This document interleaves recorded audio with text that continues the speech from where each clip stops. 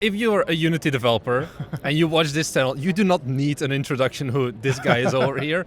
If you're unfortunately using Godot, I'm sorry. But I'm here with CodeMonkey Unity on YouTube, Hey. I think. So after all these years, we had this kind of like parasocial relationship. Sometimes you comment on our videos, sometimes I comment on yours. Nice. And then now we finally meet up again. Like we met up one time for like 5 seconds at like Unity Unite 3 years ago. Yeah, a very long time ago in Amsterdam. Yeah, but now we're here and I wanted to use the Nice. opportunity to kind of just talk about like, you know, it's nice to meet other people. And I think this is always better than online. To just talk about like kind of what's the industry like, the game of industry, because we're here at Gamescom Dev and then Gamescom as well. So that's why we're here, kind of to learn more about the industry as well. I think, why did you want to come to Gamescom Dev? Because I've done it for a few years now. So for me, it was partly just curiosity, just because I've heard that Gamescom is this massive thing. It's like the biggest one. That's what everybody tells me. So I was just curious because I've never been, so it's my first time here. And yeah, I'm still looking forward to like the normal Gamescom, because so far Gamescom Dev is already pretty nice, already pretty big.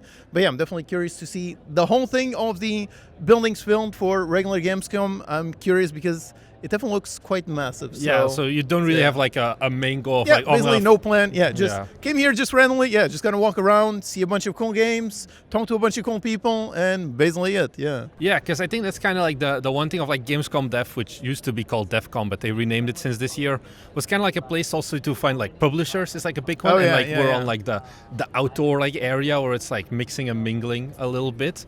And I think what makes these events so fun, maybe you have this as well, like we escape the bubble. Oh yeah. Like yeah. the GameDev YouTube bubble, and it's like if I talk to another GameDev YouTuber, like we're also like, oh, just make small games, Yeah. bro. And then you come here and you kind of like realize that the amount of people who make small games and like have that kind of like approach Oh yeah. is extremely small still. How does it feel like for you? Do you think like, because we are always like, oh, make small games, but then like you come here, is it kind of like, oh, there's still a lot of people actually who Yeah.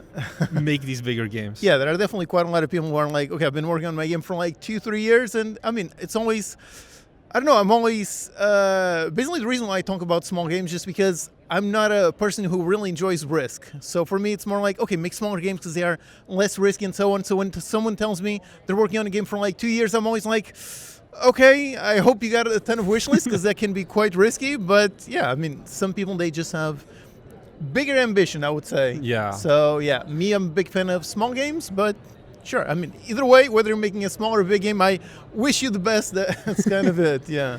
Yeah, I also sometimes, this is like, I got a lot of flack for this last year because I made like this statement. I hope I'm not gonna like drag you in now as well. Of like, Okay. I think what this also is like, we have curated kind of like an audience of like people who think like us. Like, you know, someone who right. like watches Yeah. Bite Me, you know, they kind of share like the same Yeah. like broiness and like, oh, small games and like business and all of that. And then here you still see a lot of like artistic games where, Yeah. I don't know if you have this, but you kind of like look at it from like the perspective of if a viewer submits this to me, maybe I would tell them like, I don't know about this one, chief. Sure. Yeah. And it feels like very weird kind of to then like, you know, you can't say that to them in No, person no, because of that's course not. miserable. But I think it kind of just like, at least for me, it also gives me like a reason of I need to make more videos because I need to almost like save more people. Do you feel Yeah, like talk you've more, been yeah. here and you've got like new content ideas or like, oh, I actually didn't really think about this kind of game dev thing yet. I'm going to make a video or Sure. something Yeah. about It's always interesting to talk to people in real life, just because it's very different making a video just by myself in my room and it's just me and the camera right there. That's it. It's very impersonal. And then coming here and talking to like a dozen people in real life who have seen my videos and are using it in all kinds of different ways. That is always great. And yeah, it's great to ask them, okay, so which one of my videos did you find most useful? And yeah, usually people are more like the more beginner stuff. Then they're asking for more intermediate stuff, more advanced stuff, and so on. So yeah, it's always I don't know, it's my limitation is never the ideas for videos, so that's kind of the problem. So I come here, I'm always super excited to make videos on all kinds of different topics based on talking to people. But then I go back home and I'm reminded, okay, I've got just 24 hours. So yeah, even though I'd love to make a billion different things, yeah, I gotta basically fit all that in it in the same 24 hours. Do you get like a lot of inspiration as well? Like, oh, I see this like Oh, yeah. game. I think especially on like the bigger Gamescom, it's kind of like a toxic trait I'm developing. Maybe you have it from like viewer games as well, where like you see a viewer game come in, and they're like, maybe there's something like that's not ideal about it, or like there's Yeah. like, oh, this concept is really good, should I steal it? Is it ethical? And then it's like, even if I wanted to steal it, like realistically, we don't have the time for it. Yeah, not enough most time, likely. no.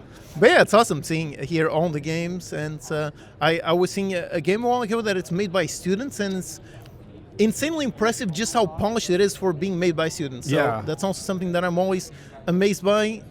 Sometimes people say it's my first game and it looks like a Flatbird clone. That's what makes sense. Yeah. So when it's someone who's like, okay, it's my first game, I'm a student, and looks insanely polished, that is just amazing to see. I think that's a good thing as well. Of like, you know, we say it as well. I think you made a video as well of like, you know, there's kind of like incremental progress to like your games. We were talking with like earlier, like the developer from DopplerFrog, and they also like at first it sounds like, oh, DopplerFrog is like the first game we made, and it's immediately like millions of dollars and whatever. But then, you know, oh, it can seem like, oh, if they can do it first time, but then you realize, oh, they went to a game dev school.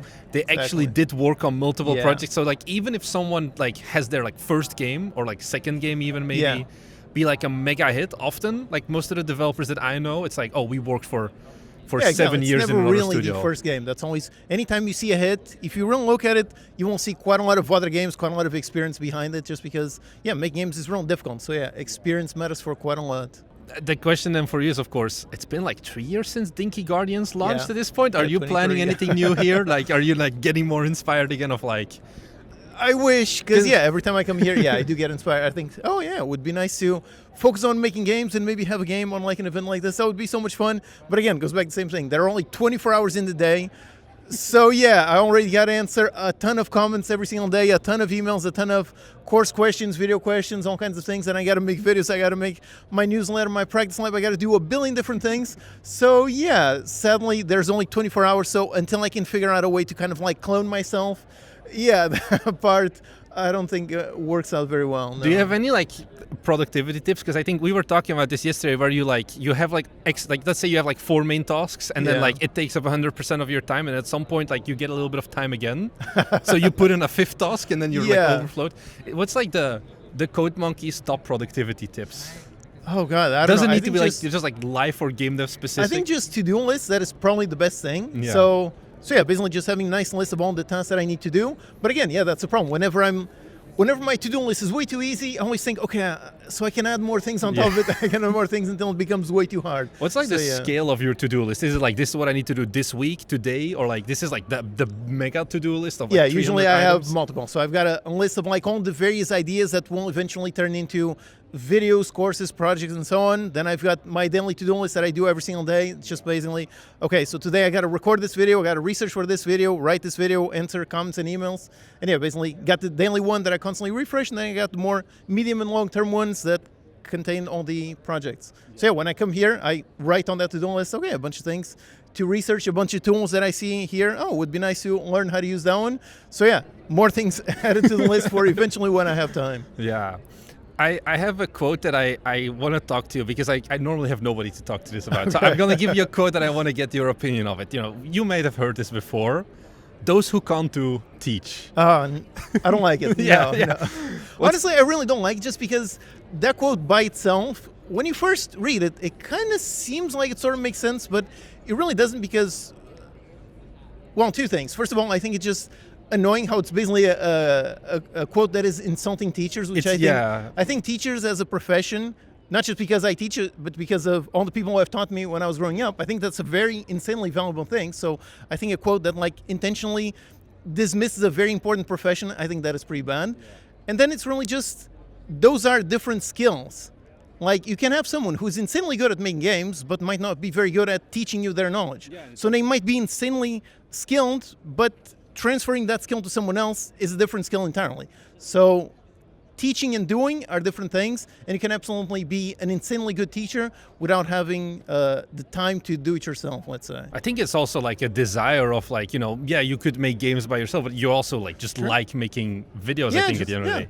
Again, you might like teaching more than doing the thing just by yourself. I mean, for me, I definitely do enjoy like researching a new topic, some kind of new tool, then making a video explaining how that tool works.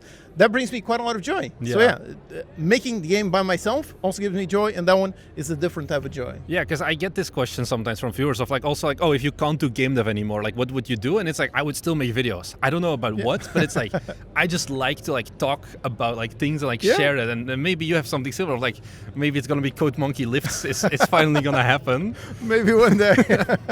Where instead of like the like super deep like code stuff, it's like, oh, this is how you optimize your muscles. But yeah, I think it's very much a cop-out thing, and it's like it's just so tiring to see that. But I think that's kind of also like, especially like going around here again, it's like the people who say that, they don't leave the house. I think there is not a single person here who is gonna be like, oh, Code Monkey, that's scammer, right? Like everyone is like very like much more like real here, or like down to earth. I think so much more humans as opposed to being like people behind the screen on the internet. That is one of the best things about coming to these events, is just seeing the people that are the actual human beings behind the numbers. So everybody's always so nice. I've never had a negative experience in real life, so yeah, for me it's always an awesome thing. I had like one time, the first time I came to Gamescom, some guy came up to me and he's like, oh, are you Maurice from Byte Me? And he's like, can I take a picture? I'm like, yeah, of course. And then like after the picture, like, by the way, I don't really like your videos. And then he just left again. And I'm like, oh god, why? That was like the first thing. I'm like, am I really cut out for this creator stuff? But yeah. Oh wow. Okay. I think otherwise, like, yeah, you and we've both had some really good interactions, I think. Awesome. So I think that's good. Now that we're here, like, how do you think the future is going to look at? Because like, you know, we have these reports of like industry layoffs and the dramatic thumbnails and things like that, but like these events keep existing. Oh yeah. And I would even say it's a little bit less depressing than last year in terms of like vibe. Do you like really feel much? Because you're kind of like also outside of the like that section of game dev basically, of like whether there's like layoffs everywhere or there's no real layoffs. Like it doesn't really affect you that much, I guess, the day to day. But like, of course, we are aware of those things. We kind of have to be. Do you feel like the industry is coming back? That's a good question. I mean, the original, the opening keynote, I only caught about half of it, and it was kind of on that topic. And yeah, it was basically talking about how, yes, there are quite a lot of layoffs, but at the same time, indies seem to be doing better.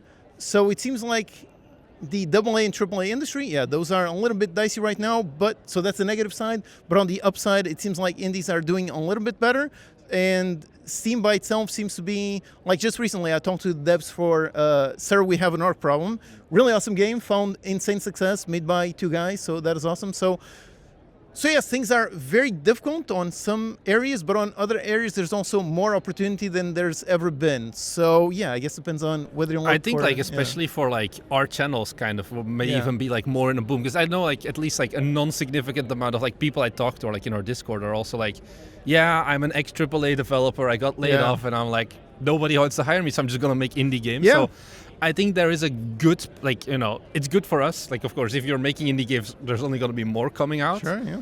But I think there is definitely, like, more of a boom there, where, like, also people are way more scared to spend money on all those things. And you just need less if you're, like, two people or one guy making games.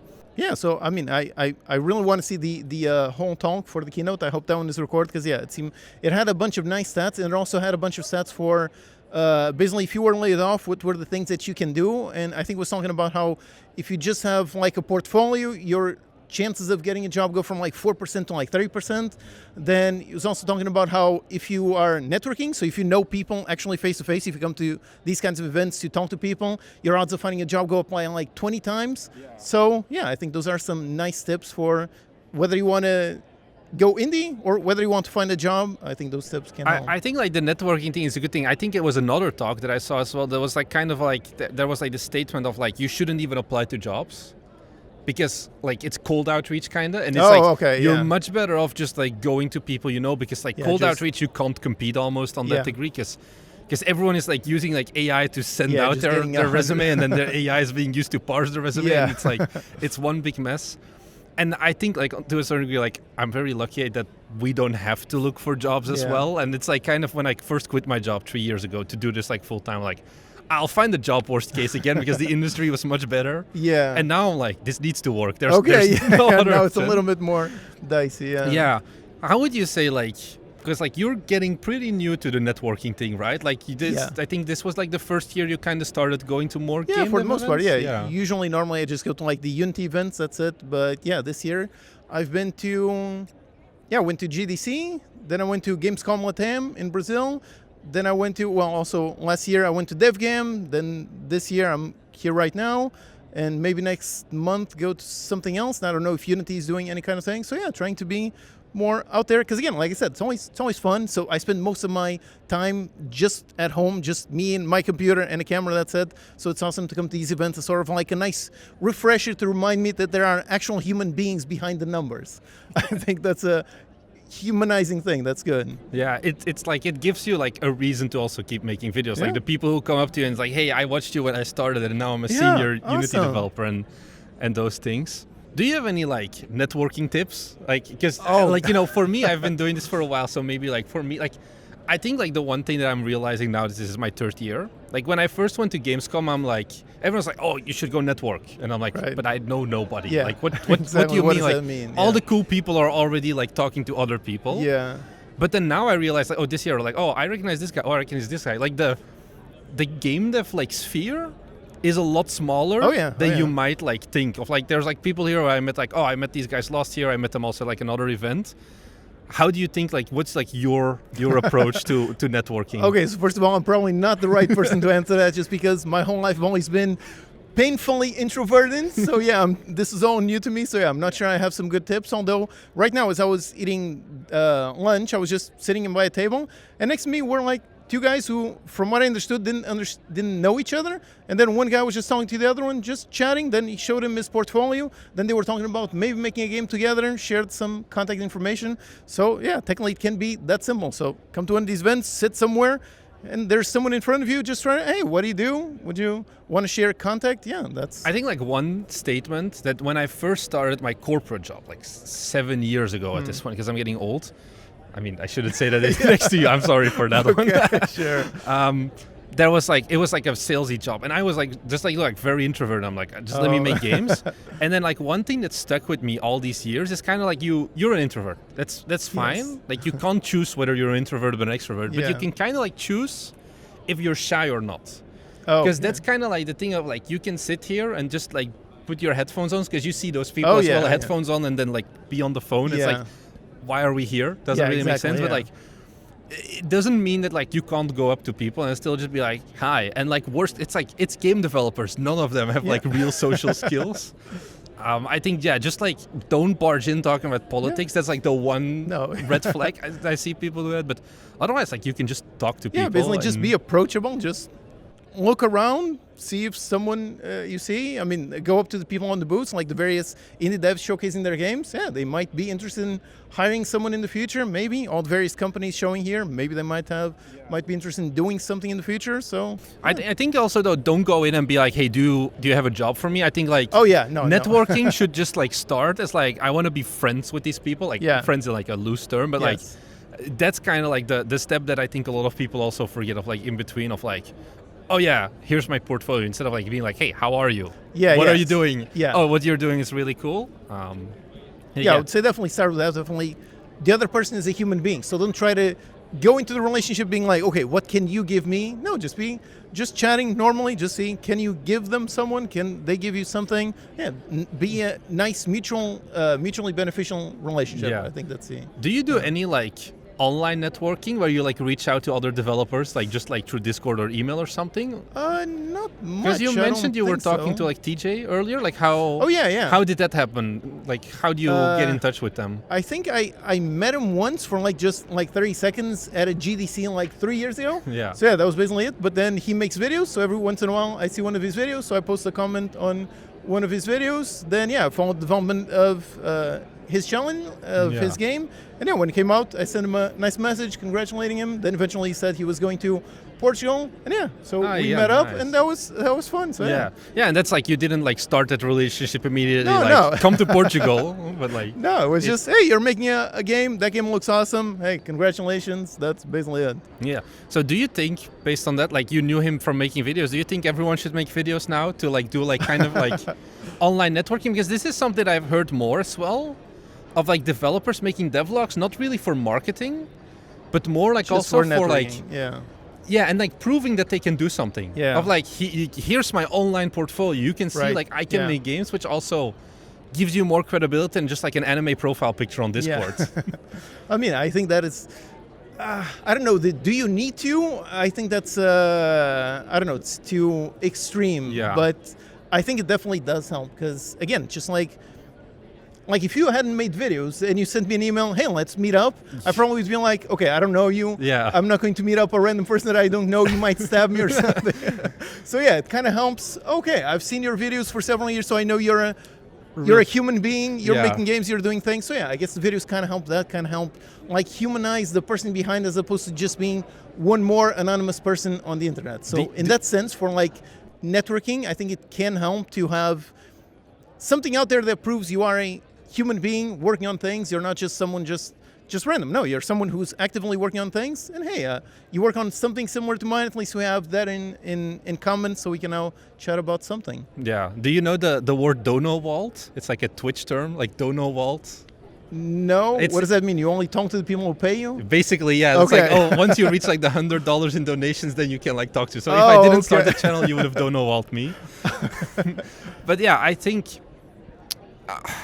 it's something you also see often of like developers, like faceless versus face YouTube channel. I think that's another one of like, I think if you're doing YouTube, you also see like, I want to do YouTube, but I don't want to use my voice and things like that. But I think like at that point, you're losing out on basically all of the benefits. Like I think I wouldn't be scared of like showing my face for the most part, or even like you have like viewers like, I have like a Singaporean accent. Are they gonna make fun? It's like, no, nobody cares. Just don't overthink it.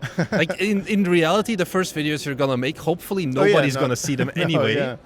And it just like takes time to build those things up. So so on those, definitely I guarantee that using your voice, your face, definitely again makes you seem more human, more approachable. But at the same time, I can definitely empathize with people who are like, okay, I don't feel uncomfortable just because I'm myself. I started my channel in like 2018, and I don't think I turned on the camera after like 5 years after that.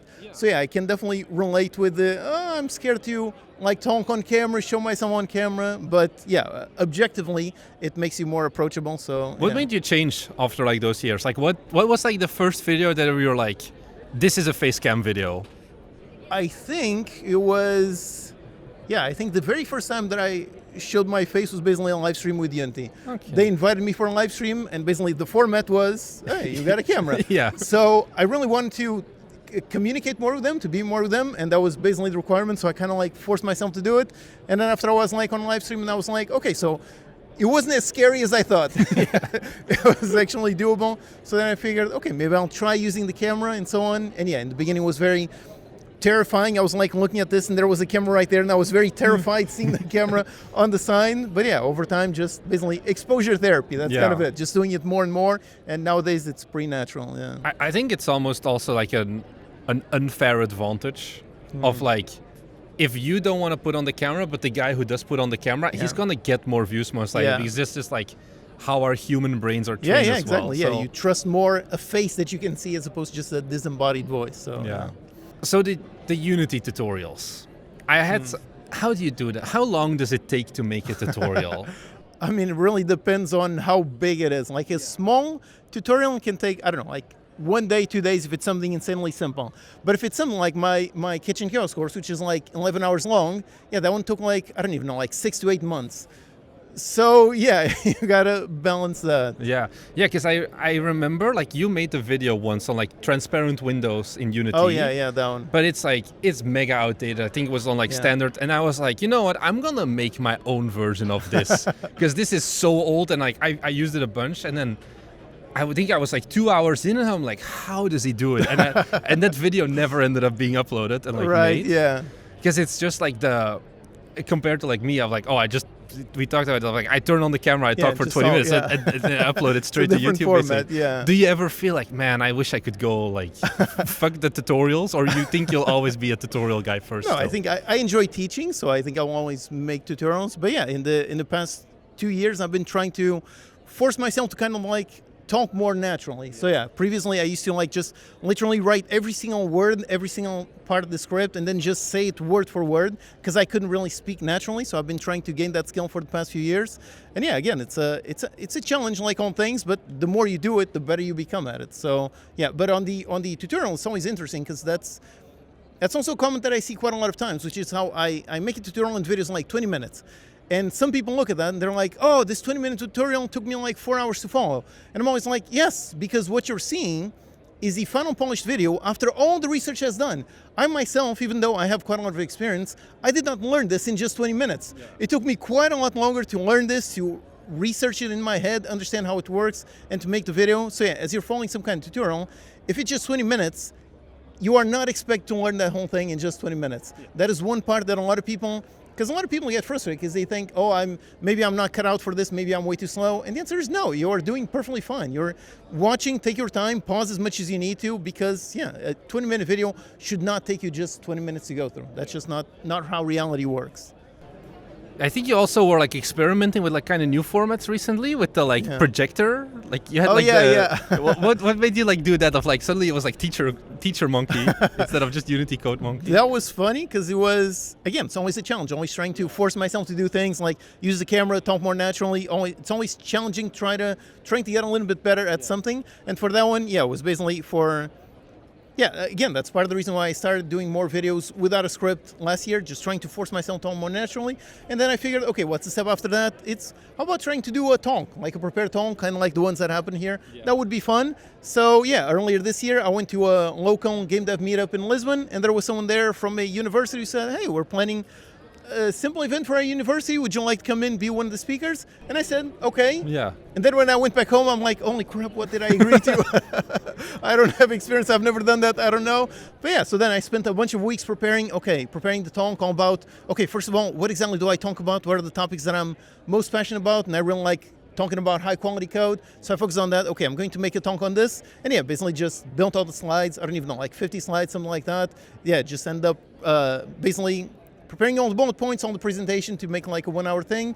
And yeah, it was very stressful. I did a bunch of test presentations just for myself in a room, just talking to an empty camera. That was very stressful, but I made it, I got through it. Then I asked my parents, hey, can you come in just so I can try to deliver the talk to someone else? Again, that was very difficult, but I did it. Then eventually, after like 4 or 5 rehearsals, I did it to the actual university, and it went surprisingly very well. Everything went good. And then I figured, okay, since I already made this talk, and I presented to an audience of like 20 people, but I'm sure there's more people out there who would benefit from this talk. So then I went back home, and I basically tried to prepare sort of the same setup. So got a projector, and basically just present the talk on camera. And yeah, it was an interesting format, but definitely a nice personal challenge, so I enjoyed it, yeah.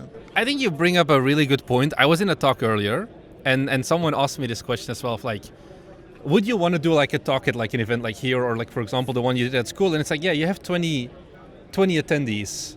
Yeah. And like, I feel like doing the talk like here for like, maybe, once again, this is ego, for like someone of a scale is kind of like, the only reason you would do it is kind of to like take the picture of you like in front of like a board to like give yourself more reputation, because like, we make a video, and like even our worst performing videos get like it's obviously going to thousands reach of views, and that's kind of the thing of like, at what point do these like events like, you know, stop making sense? Like I think, yeah, I don't know like where I'm going exactly with this, but well, that's why I think these events are more for networking as opposed to that kind of thing. So like exactly like the same thing as presenting games at events, which is how, if you're doing that with the hopes of getting like 10,000 wish lists, that is not going to happen. There are not, I don't know, maybe there are 10,000 people here because it's huge, but you are not going to get like 10,000 wish lists directly. But if you have your game shown here, maybe there might be some kind of content creator, some kind of press people, something that sees, and then once your game goes out, that person will know, oh, that's this game that I saw on this random event and something.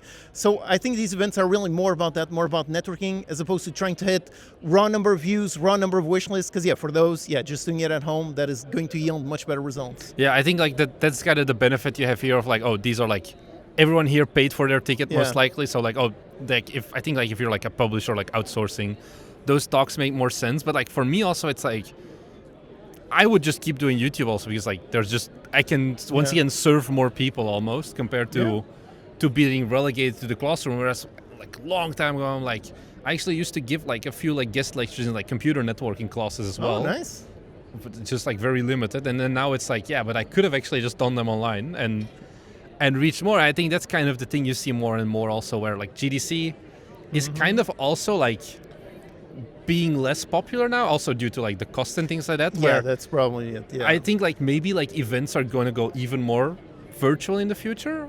Or you think you're going to stay like... Because again, I do think the networking, the physical presence, I think that one counts for quite a lot. So, and the talks are kind of just like an extra reason to come, I guess. I think so. Yeah, I think the main reason to come to these events is really networking. Just the talks are nice, but usually they're recorded. So yeah, if you just want the talks, you can probably just watch the video. So over here, the main benefit is really just talking to people. Yeah, I think it's kind of like my suggestion also is when you go to like a GDC or like an event like this, if there are talks, I think Develop Brighton also has it, go to like 1 or 2 a day, but don't go to more. Yeah, exactly. Like, don't spend your entire day like in the classroom, basically. Like, that is not like the talk gives you something to talk about as well. Of like, you can go to someone and kind of like, you know, it's an icebreaker. Like, oh, did you go to any cool talks today? And it's like, oh, I went to this one. I think it was dog shit, or it was really good, and like it comes into my experience. So yeah, I think these are gonna be going. So when is Code Monkey Con gonna happen? Oh, no.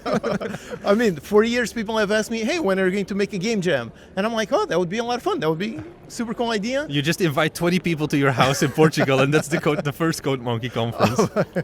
That would be fun. Yeah. But yeah, not enough time to make that happen. So, again, it's always, the problem is time. I wish I had a time machine, because there are so many cool things that I would love to do, but not enough time to make them. So yeah, just gotta accept, okay, there's only 24 hours in the day, so I gotta pick what I'm going to do. Yeah.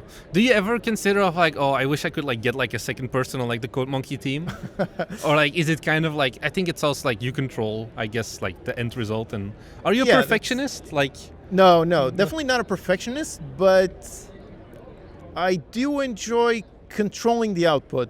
So definitely not a perfectionist. I'm okay. I don't need something to be perfect to go out. As long as it's good, for me, it's fine. I'm much more about publish more things, do more things, as opposed to just wait for perfection, just do it once. So yeah, so in that sense, I prefer more volume as opposed to obsessing on quality. But yeah, when it comes to hiring someone, that is kind of the problem, because the whole point behind me, my channel, my branding is me, myself. Yeah. So how do I outsource my brain? Because the videos only work because it's my brain talking about my experience, my lived-in experience. So how do I outsource that? Yeah, that is a question that I haven't quite figured out the answer to. Yeah, that's kind of like the promise of like, there's no clean exit for like YouTubers, because it's like you see it sometimes with like, I don't know, like Donut Media. Like there's like the ones that get like acquired by like private equity, and then the channels then like personalities go away, and then the channels are kind of worthless. Yeah, so it's like the moment you stop kind of Code Monkey, that's like the one downside of using your face, I guess. Yeah, like, you're kind of always stuck on it. Sure. I mean, for me, it's not a problem because I intend to do this for the very long term. So thankfully, but yeah, it does have that. Yeah. What's like your game dev YouTuber tier list? Who is S tier? Who is F tier? And why? And why is Bite Me S tier? You can't ask me that. No. Thomas Brush, don't watch this. Thomas Stewart, close your eyes. Okay, so I'll say... Or like, who do you watch? I think that's maybe a better question. I'll just say the one S tier, who is absolutely excellent, I'm sure you all agree, which is Jonas Roller. Yeah. His channel, absolutely excellent. Like, the interviews are excellent, and his prepared videos are absolutely excellent. And he also makes really excellent games. Yeah. So, yeah, there's... nothing but positive things to say. I've never met him. He's just, again, he's very busy working on his games, making things, so I've never met him in one of these events. I'd love to meet him someday, but yeah, all his videos, absolutely excellent. So if you haven't seen them, I highly recommend you do. It's a great channel. Maybe a final follow-up on that. What do you watch? Like, because, you know, someone who wants to learn Unity, they watch Code Monkey, but what does Code Monkey watch to like go from there?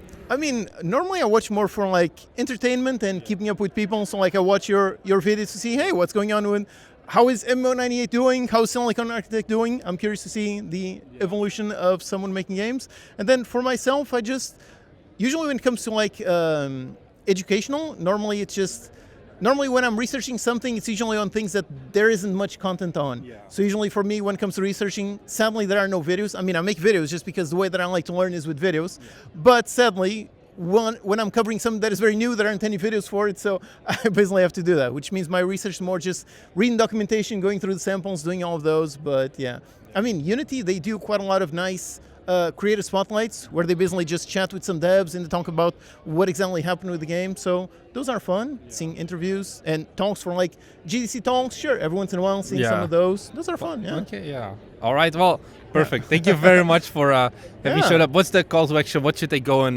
click the link down below? I don't know. Check out my channel if you want to learn specifically Unity game development. Yeah, especially you Godot bros. just move over to the light side. I mean, I also have videos on like marketing, and that is useful for any engine. So yeah. Yeah. All right. Thank you very much. Sure. Yeah. Thanks so much for having me. We'll see you guys in the next one. Bye.